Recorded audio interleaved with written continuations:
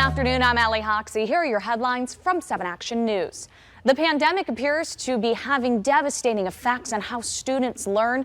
The Michigan Department of Education says test scores are dipping. The Board of Education says most MSTEP test scores in language arts, math, science, and social studies were all down in the spring.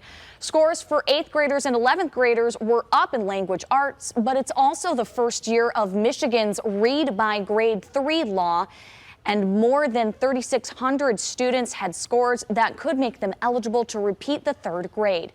The state superintendent says kids were not tested last year. He says any comparison should take into account that fewer than 75% of students took the latest tests.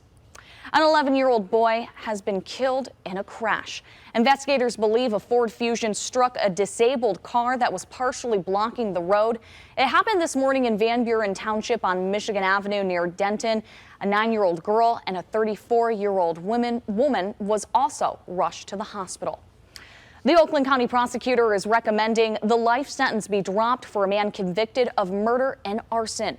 Juwan Deering is serving time for a fire that killed 5 children in Royal Oak Township in 2000. During the trial, an expert said the fire was intentionally set, but the prosecution said that there's been new evidence that disproves that claim.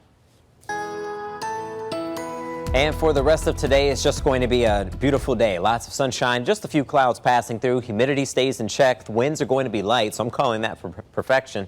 Highs are going to be around 81 degrees, but once again, we'll have multiple days just like today in that 7-day forecast.